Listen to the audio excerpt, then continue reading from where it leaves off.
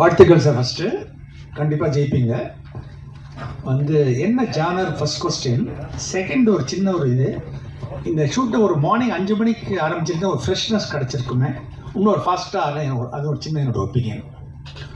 வணக்கம் சார், நன்றி சார் உங்களுடைய வாழ்த்துக்களுக்கு. முதல்ல ஜானர் கேட்டீங்க, இது வந்து 3 ஜானர் சார்.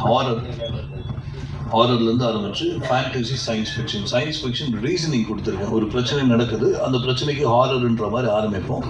அதுக்கு வந்து சயின்ஸ் ஃபிக்ஷன் தான் அதுக்கான ரீசனிங் அப்படின்னு கொடுத்துருக்கோம். ஃபேண்டசியாக முடிக்கணும் கதையை. இப்போதைக்கு இது மட்டும் சொல்கிறேன் நான். படம் வரும்போது நீங்கள் கண்டிப்பாக பார்க்க போகிறீங்க. அடுத்து நீங்கள் கேட்ட கேள்வி என்ன சார்? 5 மணிக்கு ஆரம்பிக்கிறது. ஆக்சுவலாக நாங்கள் 9 o'clock கால் ஷீட் தான் பிளான் பண்ணோம். எல்வி பிரசாத் ஸ்டூடியோவில் வந்து அதுக்கு கேட்கும்போது அந்த டைம் என்ன பண்ணோன்னா அங்கே இல்லை, அவைலபிலிட்டி இல்லை. 3 மணி. நாங்கள் முன்னாடியே இது வந்து இன்னைக்கு நான் இங்கே உட்கார வேண்டியது 5ஆம் தேதி உட்காந்துருக்கணும். இங்கே நாங்கள் ஏற்கனவே 2 முறை இதை தள்ளி போட்டுட்டோம். ஏன்னா சில காரணங்கள், டெக்னிக்கல் டிஃபிகல்ட்டிஸ்லாம் இருந்தது. சில விஷயங்கள்லாம் பிளான் பண்ணோம். 5 ஆரம்பிக்கலாம் போது அதுக்கு முன்னாடி மாதம் ஆரம்பிக்கலான்னு பார்த்தோம். சரி, அதுக்கப்புறம் 5 போட்டோம். கம்ப்யூட்டர்ஸ், அதாவது மனிதர்கள் வேலை பார்க்கலாம் அவுட் அப்படின்ற ஒரு பெரிய ப்ராசஸ். எடிட்டிங் முடிச்சுட்டு நான் இன்னைக்கு சொல்கிறேன், ஒரு நீங்கள் காப்பி பண்ணுறீங்க, கன்வர்ஷன் பண்ணுறீங்க, அதுக்கப்புறம் அதை எடுத்துகிட்டு போய் உள்ளே ஒர்க் பண்ணுறீங்க எடிட்டிங்கில் முடிச்சு கடைசியாக கலர் ரீடிங்லேருந்து உங்களுக்கு ரெண்டர் பண்ணி அவுட்டு தருவாங்க. எடிட்டில் ஒரு ரெண்டர் போகும், கலர் ரீடிங்கில் ஒரு ரெண்டர் போகும். அதை முடிச்சுட்டு அவுட். ஜென்ரலாக பார்த்தீங்கன்னா ஒரு திரைப்படம், ஒரு முழு நீள திரைப்படம் ரெண்டர் ஆகி அவுட் வரத்துக்கு குறைஞ்சபட்சம் பார்த்தா ஒரு நாள் 24 மணி நேரம் ஆகிடும். இப்போ எல்லாம் நிறைய பேர் சொல்லும்போது உங்களுக்கு கேள்விகள் வரலாம், ஏன் முரண்பாடாக பேசுகிறாங்க 48, 24. ஆக்சுவலாக நாங்கள் 24 மணி நேரத்தில் எங்களுடைய மனிதர்களுடைய வேலையை முடிச்சிட போகிறோம். அடுத்த 24 மணி நேரம் எங்கள் அந்த மிஷின் டைம் கொடுக்க போகிறோம். ஏன்னா மிஷின் நம்ம சொல்கிற பேச்சு கேட்காது. எவ்வளோதான் நீங்கள் அட்வான்ஸ்டாக மிஷின் வச்சாலும் ஒரு ஃபுல் மூவி நீங்கள் போட்டிங்கன்னா அது தொங்க தான் செய்யும். அது எதுவுமே பண்ண முடியாது. இந்த கேள்விகளுக்கெல்லாம் இன்னும் எங்ககிட்ட விட இல்லை. நாங்கள் எதையுமே ப்ராக்டிஸ் பண்ணல சார். நான் ரொம்ப ஹானஸ்ட்டாக இருக்கணும்னு நினைக்கிறேன். ஹானஸ்ட்டாக வரணும். அதாவது நிறைய பேர் இங்கே வந்து கேட்டாங்க, என்ன சார் எப்படி சார் நடிப்பாங்க, என்ன பண்ண போகிறீங்க, டெக்னீஷியன்ஸ்லாம் நடிக்கலன்னா என்ன பண்ணுவாங்க? நடிப்பாங்க. 2வது, ஓரளவுக்கு சில மிஸ்டேக்ஸ் இருந்ததுன்னா இந்த திரைப்படத்துக்கு அது அழகுன்னு நான் எடுத்துக்கிறேன். பரு அப்படின்னு எடுத்துக்கிட்டோம்னா சில பேருக்கு பரு அழகாக இருக்குங்க இல்லையா? இந்த மிஸ்டேக்ஸ் நான் சொல்லுவேன், கை காட்டி சொல்லுவேன், நான் மிஸ்டேக் பண்ணேன், ஆனால் 48 மணி நேரத்தில் நான் படம் முடித்தேன் அப்படின்ற ஒரு பேர் எனக்கு கிடைக்கும்னு நம்புகிறேன். இன்னைக்கு வரைக்கும் கேள்வி தான் அது. இந்த கேள்விக்கு பதில் தேடுறோம்.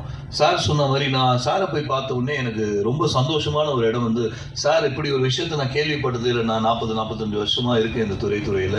பல பேர் வருஷக்கணக்காக எடுக்கிறாங்க. நீங்கள் இந்த அப்ரோச்சே பெரிய ரிஸ்க்கு. அது நீங்கள் உங்களுக்கு இல்லை, முதல்ல உங்கள் ப்ரொடியூசர் சாருக்கு தான் நீங்கள் நன்றி சொல்லணும் அப்படின்னாரு. உண்மைதான், ரிஸ்க்குக்கு பைசா போட்டிருக்காரு.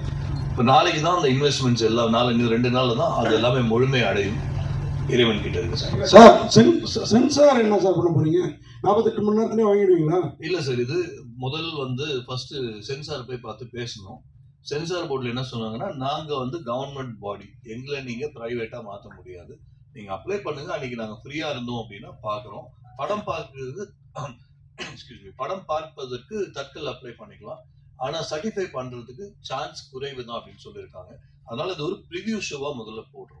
சார் அதே மாதிரி 24 மணி நேரத்தில் சுயம்பரம்னு ஏற்கனவே ஒரு படம் வந்திருக்கு சார். நீங்கள் 48 மணி நேரம் சார் சுயம்பரம் வந்து ஷூட்டிங் மட்டும்தான் சார் அந்த டைம்ல பண்ணாங்க. அது ஃபிலிம்ல பண்ண ஒரு படம். அது 13 இடத்துல different type of technicians, different types of equipments வச்சு 24 மணி நேரம். அன்னைக்கு அது ஒரு பெரிய சாதனை.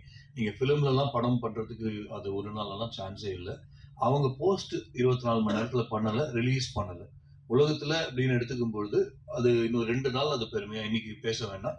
2 நாள் அதை சொல்ல முடியும். நம்ம தான் பண்ணோம், தமிழர்களான நம்ம இந்த விஷயத்தை எடுத்து பண்ணோம் அப்படின்றதுல பெருமிதம் கொள்ளலாம்.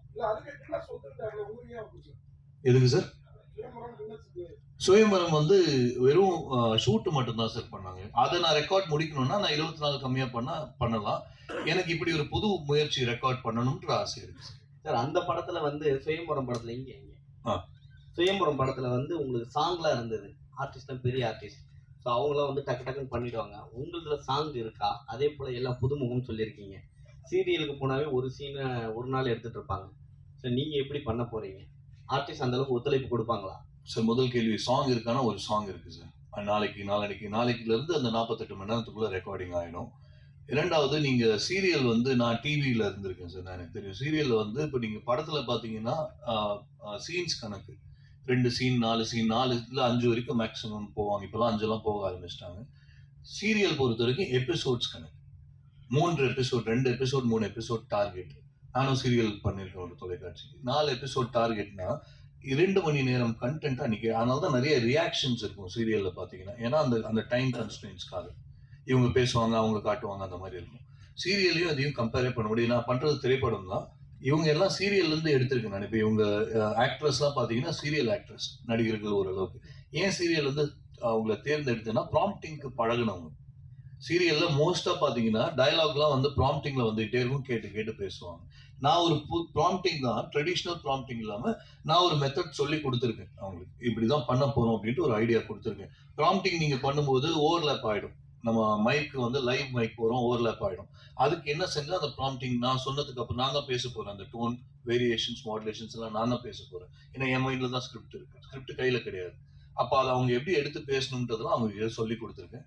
ஹோப்ஃபுல்லி பண்ணுவோம், அதுதான் நம்புறேன். இன்னொன்று, இதே லைட்டிங், கேமராமேன், ஏன்னா எடிட்டிங் போயிட்டு அது நீங்கள் கொடுத்துருவீங்க, அதை கட் பண்ணி அவங்க போட்டுகிட்டே இருக்க போகிறாங்க டெக்னிக் வைஸ். கேமராமேன் லைட்டிங் மாற்றிக்கிட்டே இருக்கணும். ஸோ இது வந்து பேய் படம்ன்றதுனால ஃபுல்லாகவே இருட்டாக வச்சு எடுக்க போகிறீங்க ஒரே லைட்டிங்கில்? ஆல்மோஸ்ட். அது நான் அதாவது சில விஷயங்கள் ரகசியமா இருக்கிறது நல்லது. நம்ம முடிச்சாங்க சார். இது வந்து நாங்க பண்ண இல்ல சார், நம்ம லைட்டிங்ன்றது மினிமம் லைட் தான் சார். பேய் வேற இருக்கு, அது சொன்ன பேச்சு கேட்குமா? 24 நாள் சார். இப்போ ஒரு சப்தம்னு ஒரு படம் வந்தது இல்லையா, அதுல வந்து சப்தத்திலேயே அவங்க என்ன கேட்டீங்கன்னா, ஹாரர் அப்படின்றது நீங்க தமிழ்ல டிரான்ஸ்லேட் பண்ணீங்கன்னா திகில் மூவி. திகில நீங்க ஒரு பயத்தை எப்படி காட்டுறீங்கன்றது தான் சேலஞ்ச். அதுல பேயை கொண்டு வரணுன்ற அவசியம் இல்லை, நான் கொண்டு வரேன்.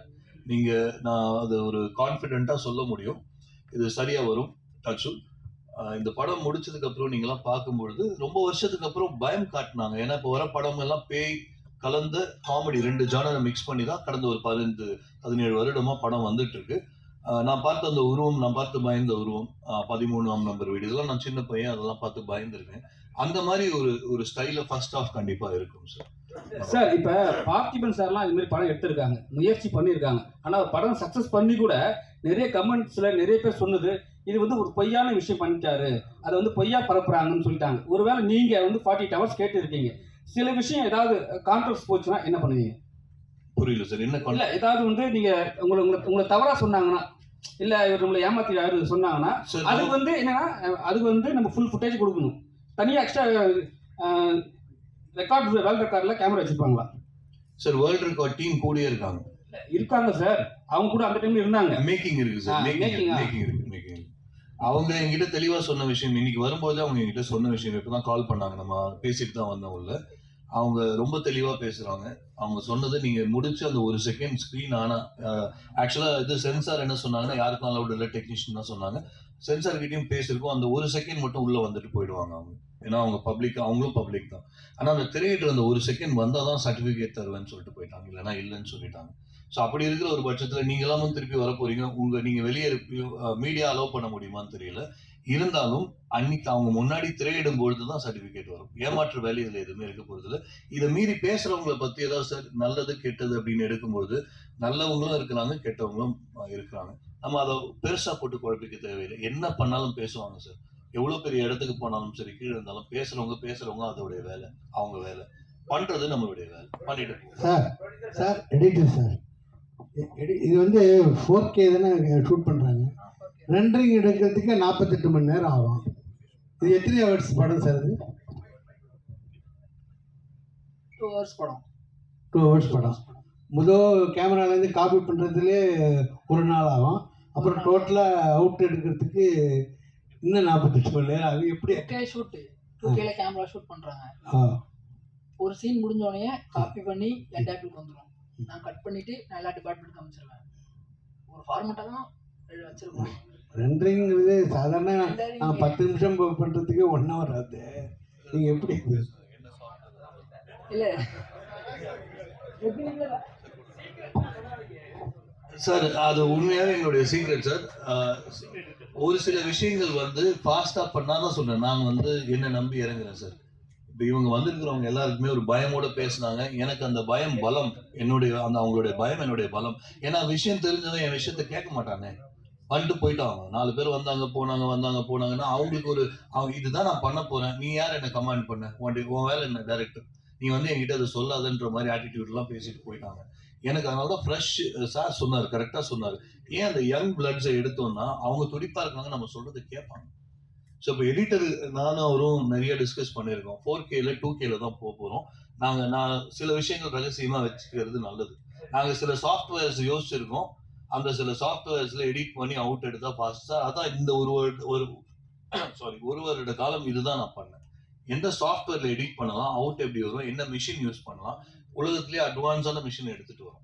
இது வரைக்கும் நான் சொல்றேன். ஏன்னா இது ஒரு ரெக்கார்ட் மூவி. நான் சொல்லி முடிச்சு யாராவது கேட்டுட்டு நாளைக்கு போய் 48 கண்டென்ட் வந்து யாருக்கும் கவலை கிடையாது சார். ரெக்கார்ட் பொறுத்த வரைக்கும் ஏதோ ஒரு சின்ன நாளைக்கு ஏதோ சின்ன முயற்சி எடுத்துட்டு வந்தாலும் ரெக்கார்ட் ஆயிடுது இல்லை. ஸோ நான் அவ்வளோ பட்ட கஷ்டத்தை யாராவது பட்டுட்டு வரட்டும், அவங்க ரெக்கார்ட் பண்ணட்டும், நான் வாழ்த்துறேன். அதாவது என்னைக்குமே வல்லவனுக்கு வல்லவன் உலகத்தில் உண்டுன்னு சொல்லுவாங்க. என்ன ஒருத்தர் முயற்சி பண்ணி முறியடிக்கிறாருன்னா நான் வாழ்த்துவேன் சார். அது முதல்ல நான் அதுக்குள்ள வரேன். ப்ரொடியூசர் சார் சார் இருக்கு சார், விஎஃப்எக்ஸ் இருக்கு சார், இருக்கு சார்.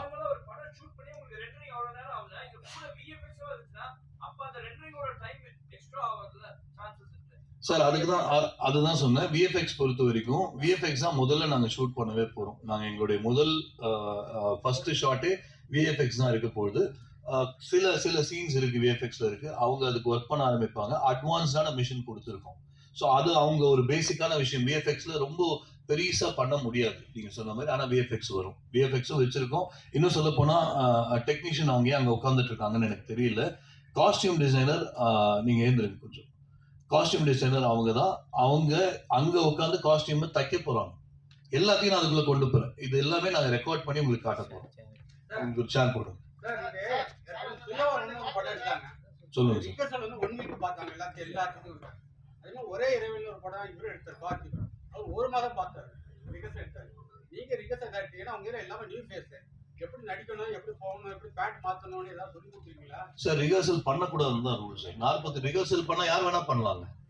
ரிகர்சல் பண்ணா யார் வேணா பண்ணிட்டு போவாங்க. நீங்க பிராக்டிஸ் கொடுத்துட்டு கூப்பிட்டு வந்தீங்கன்னா இட்ஸ் குவைட் பாசிபிள் இல்லையா? நான் ரிஸ்க் தான் எடுக்கிறேன். நானும் இவ்வளவு ரிஸ்க் தான் எடுக்கிறோம். பார்ப்போம் அது எப்படி வருதுன்னு தெரியாது.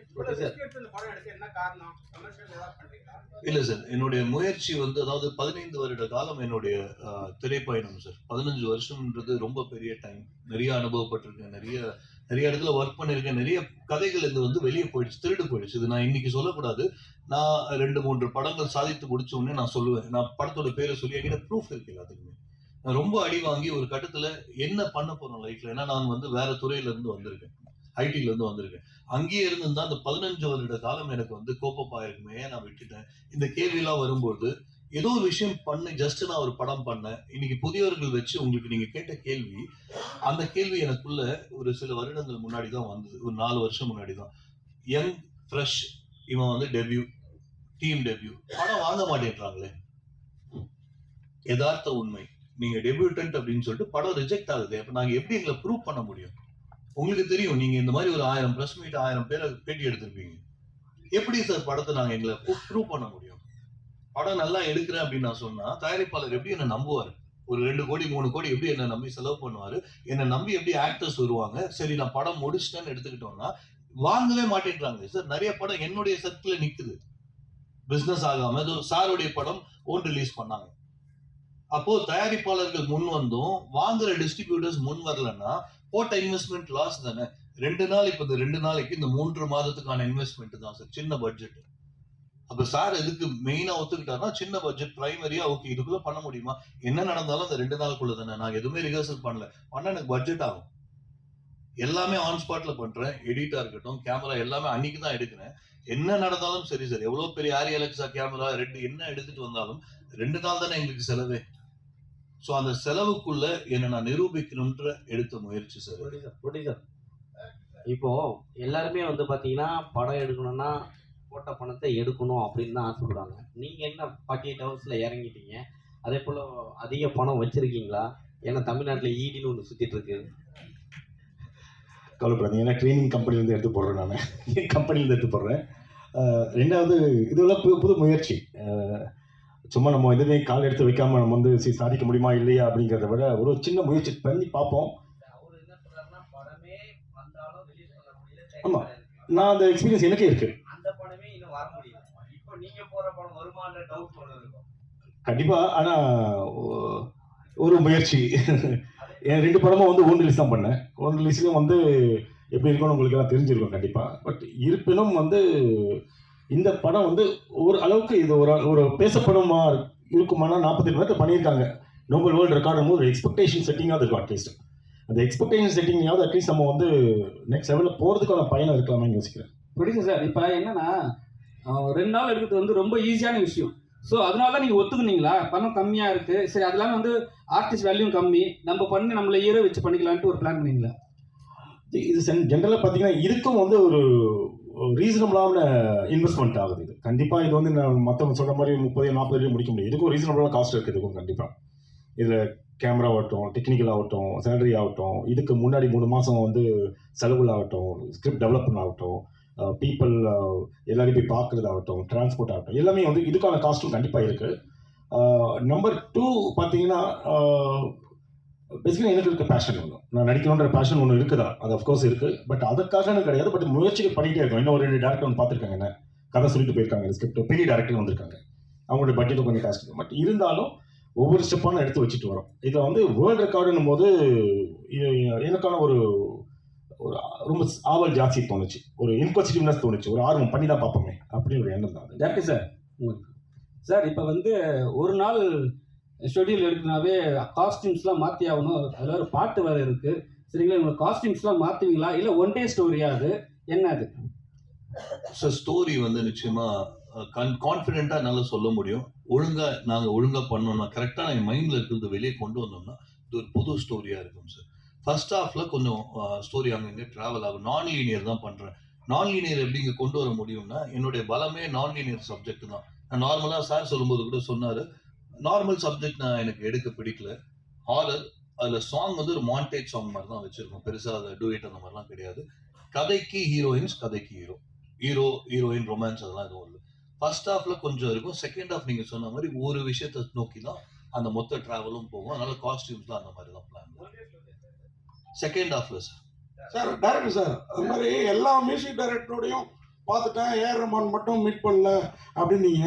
ஆனால் இந்த படத்துக்கு மியூசிக் டைரக்டர் கமல் சிங்கா அதான் ஒரு சிங்கை கொண்டு வந்திருக்கீங்க. நம்ம ஊர் உணர்வு அந்த மியூசிக்லாம் எப்படி கொண்டு வர, ஒரு மெட்ராஸ்லேயே இருந்தவரா? ஏன் மற்ற மியூசிக் டைரக்டர்லாம் உங்களுக்கு ஒத்து வரலையா? இப்படி ஒரு சாதனை பண்ணுறப்போ ஒரு ஃபேமஸான மியூசிக் டைரக்டர் போட்டிங்கன்னா உங்களுக்கு பப்ளிசிட்டி தானே சார்? இதுவே ஒரு பப்ளிசிட்டி சார். நீங்கள் கேட்ட கேள்வி கரெக்டாக. இப்போ நீங்கள் நண்பர் கேட்டார், நான் அதுக்கு ஷார்ட்டாக சொல்லணும்னா, இதை நான் சரியாக பண்ணேன்னா இது பிஸ்னஸ் ஆகும். எனக்கு அது கான்ஃபிடென்ட் எனக்கு இருக்குது. இது நான் ஒழுங்காக பண்ணேன்னா, என்னால் எங்கள் டீமும் பண்ணேன்னா இதை நான் பிஸ்னஸ் பண்ணுவேன். இது நான் வந்து நார்மல் மூவியை ஒரு மிட் சைஸ் பட்ஜெட்டில் கொண்டு போய் கொடுத்து முடிச்சுட்டு வந்தேன்னா, இதே 101 படம் நிற்குது, 102ன்னு எனக்கு வந்திருக்கும். எனக்கு அடையாளம் இல்லை. இன்னைக்கு இது எனக்கு அடையாளமாக இருக்குது. இது பிஸ்னஸும் ஆகும். போட்ட இன்வெஸ்ட்மெண்ட் அவருக்கு ரிட்டர்ன், அந்த கமிட்மெண்ட் தான் நான் கொடுத்தேன். இது ஒன்று சார். ரெண்டாவது மியூசிக் டைரக்டர் பற்றி கேட்டீங்க. கரெக்ட், நீங்கள் சொல்றது புதிய இசையமைப்பாளர்கள் வந்து பழைய இசையமைப்பாளர்கள் பண்ணலாம். இங்கே நான் சொன்ன அந்த ஒரு பிரச்சனை இருக்குது சார். நான் அவங்கள என்னால் கண்ட்ரோல் பண்ணுறதுக்கு சாத்தியமே இல்லை. இந்த விஷயத்துக்குள்ள அவங்கள கொண்டு வரதுக்கு நான் முயற்சி செஞ்சேன். சில பேர்கிட்ட பேசியிருக்கேன். அவங்களாம் இன்ட்ரெஸ்ட் கூட காட்டல. என்னை வந்து ஒரு ஆளாக கூட மதிக்கல. அப்படி பார்த்துட்டு அப்படின்னு சொல்லிட்டு அப்படி இருக்காங்க. நான் சொன்னதை வந்து கேட்டுட்டு இங்க இருக்கிற மொத்த டீம், எங்க மேடையில இருக்கிற மொத்த டீம் நான் சொன்னதை கேட்டு இன்ஸ்பயர் ஆனாங்க. இப்படி ஒரு விஷயம் இருக்கா, பண்ணலாமா அப்படின்னு இன்ஸ்பயர் ஆன கூட்டம் சார். என்ன உதாசீனப்படுத்தவங்களை எப்படி நான் திரும்பி பார்க்க முடியும் சார்? ஆர்டிஸ்ட் வந்து ரிஹர்சல் கொடுக்குறேன்னு சொன்னீங்க. இல்ல அங்கேயே தான் சார் பண்ண போறோம். மியூசிக் வந்து சார் 2-3 விஷயங்கள் இருக்கு. நீங்க ஏதோ ஒரு வெப்சைட்ல போயிட்டு மியூசிக் நீங்க வாங்கிட்டு கூட பண்ணலாம். நீங்க அதுக்கு மேல பண்ணலாம். அந்த மாதிரி சில பிளான்ஸ்லாம் எங்களுக்கு இருக்கு சார். ஏதோ கேள்வி கேட்டு வந்தீங்க. ஆர்டிஸ்ட் ரிஹர்சல் கொடுக்கலன்னு சொன்னீங்க. What about art department? ஏன்னா அது கரெக்டாக திங்ஸ்லாம் ரெடி பண்ணி வைக்கணும். நல்ல கேள்வி சார். நான் அந்த கேள்வியை வந்து கண்டிப்பாக யாராவது கேட்பாங்கன்னு எதிர்பார்த்தேன். கேட்டுட்டீங்க, உங்களுக்கு ஒரு பெரிய நன்றி. என்னுடைய நான் தொலைக்காட்சியில் பேட்டி எடுக்கும்பொழுது இங்கே இருக்கிற சில பேர் நான் பேட்டி எடுத்திருக்கேன். என் கிளைண்ட்ஸ் அவர்லாம் என்னுடைய கிளைண்ட்ஸ், அவங்களாம் என்னுடைய கிளைண்ட்ஸ் தான். நண்பர்கள், அவங்கள அப்படியே நண்பர்களாக மாதிரி வந்தாங்க.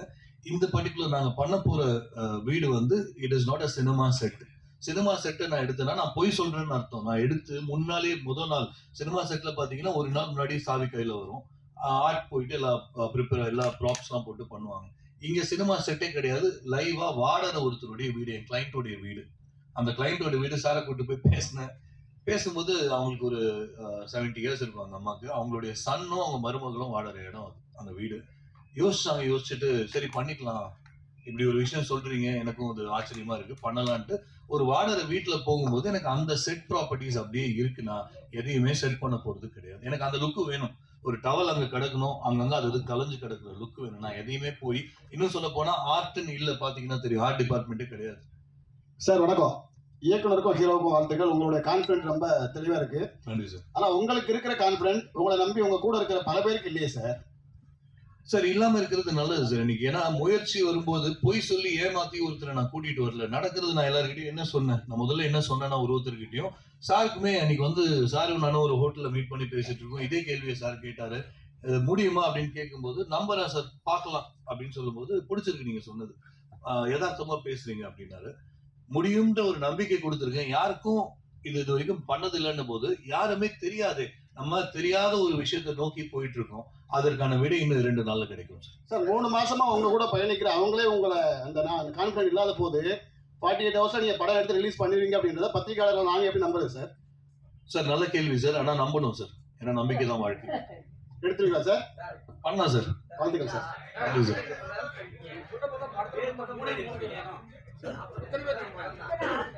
சார் இயக்குனருக்கு ஒரு கேள்வி. சொல்லுங்க சார். இந்த படம் வந்து டோட்டலாவே 48 ஹவர்ஸ்ல பண்றேன்னு இருக்கீங்க. பட் இந்த படத்தோட ஸ்கிரிப்ட் ஒன்று ரெடி பண்ணிட்டேன்னு சொல்றீங்க. How do you claim it 48 ஹவர்ஸ்ல பண்றேன்ட்டு? அதே மாதிரி ஒரு சாங்கும் இருக்குன்றீங்க.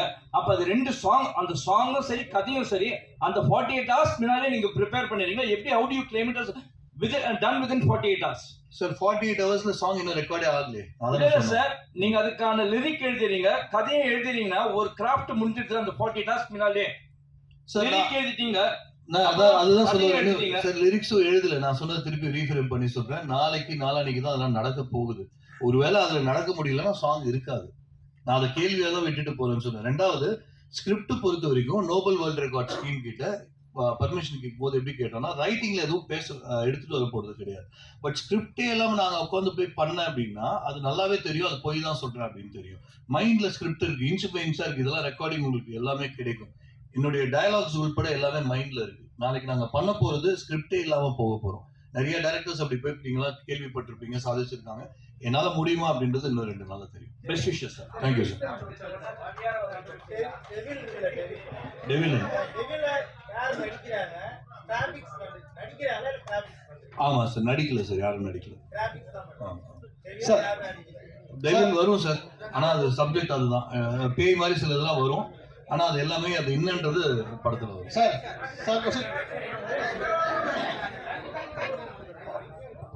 ஓகே சார், ரொம்ப நன்றி. பொறுமையா இருந்து கேள்வி கேட்டு